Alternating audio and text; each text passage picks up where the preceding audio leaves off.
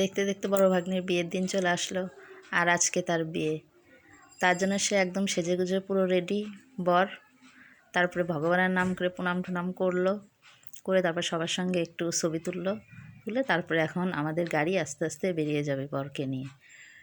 ভাগ্নে সবার আশীর্বাদ নিল, মার আশীর্বাদ নিল, বাবার আশীর্বাদ নিল, সবারই আশীর্বাদ নিল। তারপরে আমরা পৌঁছে গেলাম এবার কনের বাড়ি। তারপরে শাশুড়ি এসে, আমার ভাগ্নের শাশুড়ি, সে এসে জামাইকে গাড়ি থেকে নামালো বরণ করে। তারপরে ওখানে নিয়ে একটা জায়গায় বসানো হইলো।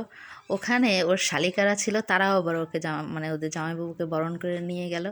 নিয়ে গিয়ে তারপর বিয়ের সঙ্গে তো আমার ছোটো ভাগ্নের সঙ্গে দুষ্টামি করলো, মিষ্টি নিয়ে অনেকক্ষণ। তারপরে ওরা অনেক নাচানাচি করলো জামাইয়ের সামনে।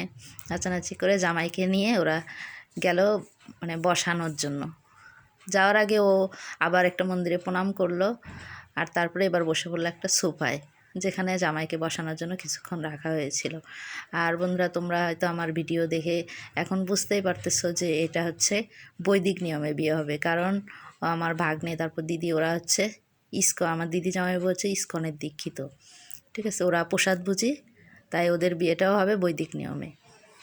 তারপরে এখানে ওই যে বৌমার বাবা জামাইয়ের সঙ্গে পুরোহিত, ওরা একসঙ্গে সম্প্রদান করতেছে সব কিছু। ওই যে কাপড় চোপড়, যেগুলো নতুন কাপড় জামাইকে দিতে হয়, সেগুলো বস্ত্র দিতেছে।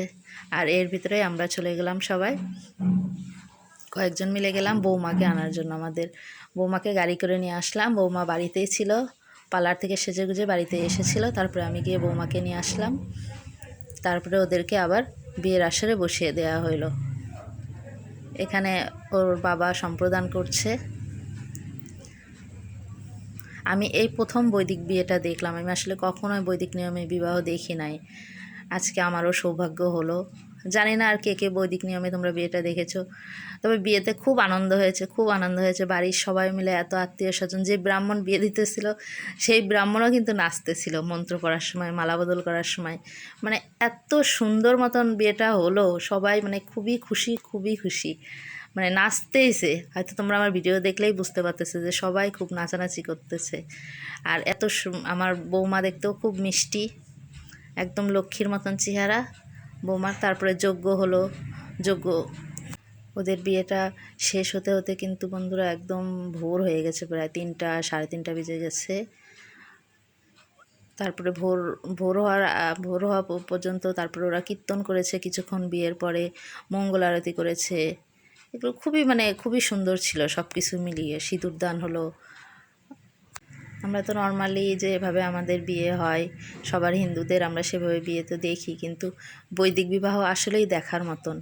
আর যজ্ঞের ওই জিনিসটা এত সুন্দর আলপনা করেছে যে ওইটা এত ভালো লাগতেছিল দেখতে। তারপরে ফল দিয়ে সাজানো, আর মাঝখানে যখন যজ্ঞের আগুনটা জ্বালাইছে তখন চারপাশ মনে হচ্ছে আলোয় আলোকিত হয়ে গেছে। আর সব ওর এলাকার যত মাতাজিরা ছিল সবাই কীর্তন করতেছিল। আর একজন মাতাজিকে তো আমি দেখলাম, ওই মাতাজি নন স্টপ মৃদঙ্গ বাজালো। উনি সবসময় তো দেখি পুরুষ মানুষকেই মৃদঙ্গ বাজাইতে, আমি এই প্রথম দেখলাম মেয়ে মানুষকে মৃদঙ্গ বাজাতে।